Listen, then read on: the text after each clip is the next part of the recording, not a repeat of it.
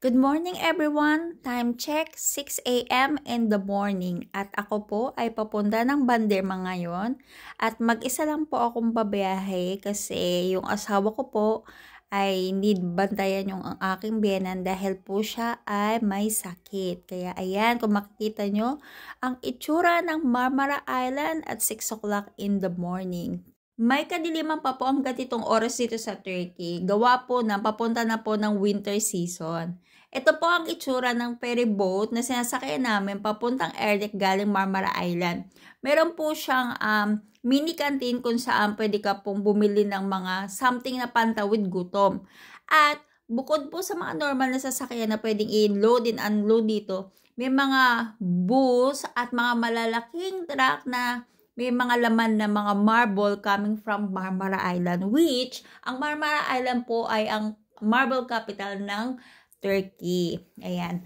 Kung nagtataka po kayo kung bakit kailangan ko pong bumiyahe kahit mag-isa lang po ako papuntang Erdek to Banderma sa kadahilanan po na ako po ay pupunta ng hospital at kung matatandaan nyo po last month na may video po ako na nagpunta po ako dito, ngayon tinawagan po ako nila para kunin po ang aking result ng aking pap smear, blood test at ihi. Guys, tapos na ako sa hospital. Nakuha ko na yung report ko. At ang result ay negative. Negative yung pap smear ko. Negative yung sa dugo. Tsaka yung sa ihi. Kaya ayan. Ngayon pumunta na ako ng Abime. Doon ako magbe-breakfast. Siyempre kailangan mag-celebrate ako mag-isa. Kahit mag-isa lang ako. Wala si Ertan. Kasi yes, I did it. Negative lahat ang result ko. So, thank you, God. Thank you. So, ito na nga guys. Nakarating na ako dito sa tinatawag nilang Aveme or shopping mall. Dito ako kakain ng breakfast. Pero, syempre, hindi pa ako dediretso doon sa pinakakainan. Pupunta muna ako sa Watsons at bibili muna ako ng mga kakailanganin ko as usual, you know, yung mga pangkababaihang pangangailangan na pang-hygiene. So, ayan. Alam nyo ba guys, na itong Liman Abeme or Liman Shopping Mall ang nag-iisang shopping mall na meron dito sa Banderma. Kasi, every time na pumupunta kami ng Banderma, ito lang ang shopping mall na maisasuggest nila sa'yo kahit magtanong ka pa sa kanila. Anyway guys, andito na ako sa Watson at ito nga guys, wag kayong maingay ha. Kasi panakaw ko lang binidyohan tong mga ito kasi bawal nga daw mag-video-video. Buti nga naisingit ko pa. At ito na nga guys, kainan time na. At ito na nga guys, umorder na ako ng aking favorite na chicken sandwich at ang aking favorite na coffee which is cappuccino na bagay sa ganitong malamig na panahon. Ito nga pala guys na coffee shop na kinakainan dati ng inuman ko ay located ito dito sa food court dito sa Liman Abeme.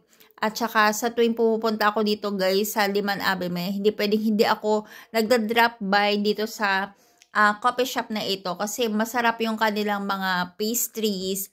Ang sarap ng coffee, lalo na yung cappuccino nila kasi siniserve talaga nila ito ng hot.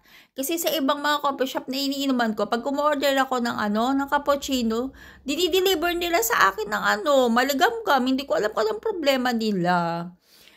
At ito na nga guys, yung kanilang price list ng mga coffee na binibenta nila, mayroong kamahala lang siya ng konti dahil nag-inflation rate ang mga bagay-bagay dito sa Turkey.